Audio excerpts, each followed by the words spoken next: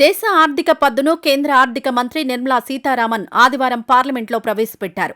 ఈసారి బడ్జెట్లో వ్యవసాయానికి సంబంధించి కీలక నిర్ణయాలు తీసుకున్నారు.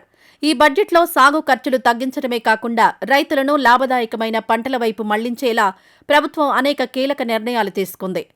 ముఖ్యంగా తీర ప్రాంత రైతులు, కొండ ప్రాంతాల్లోని సాగుదారులకు ఈ బడ్జెట్లో పెద్దపీట వేశారు.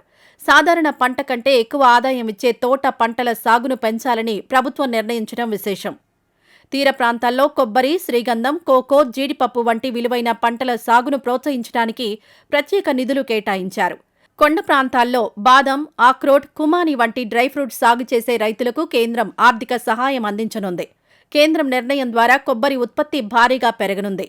ఈ పథకం వల్ల సుమారు 1 కోటి మంది రైతులు, మొత్తంగా 3 కోట్ల మందికి లబ్ధి చేకూరుతుందని అంచనా వేస్తున్నారు.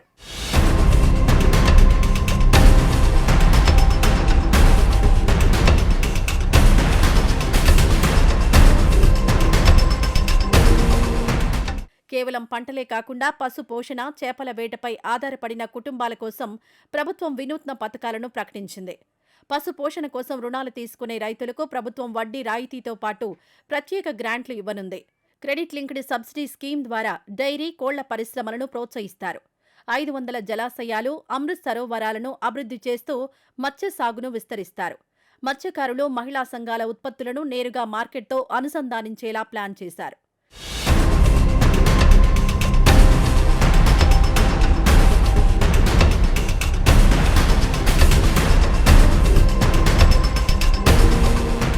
వ్యవసాయ రంగంలోకి ఆర్టిఫిషియల్ ఇంటెలిజెన్స్, ఆధునిక పరిజ్ఞానాన్ని తీసుకురావడానికి భారత్ విస్తార్ యోజనను ప్రభుత్వం ప్రకటించింది.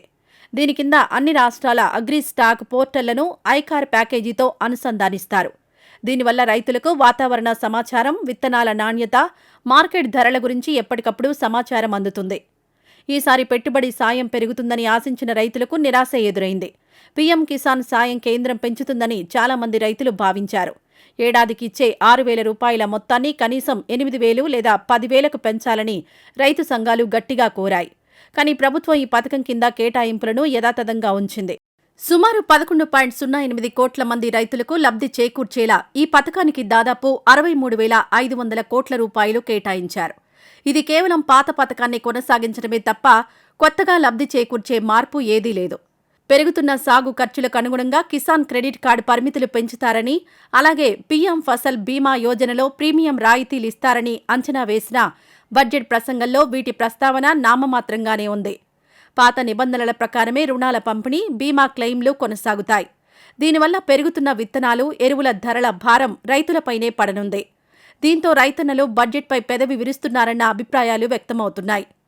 మొత్తంగా ఈ బడ్జెట్ ద్వారా సంప్రదాయ వ్యవసాయం నుంచి రైతులను వాణిజ్య పంటల వైపు మళ్లేందుకు ప్రభుత్వం ఊతమిచ్చింది. కొబ్బరి, తోట పంటల సాగుదారులకు తీపి కబురు అందించింది.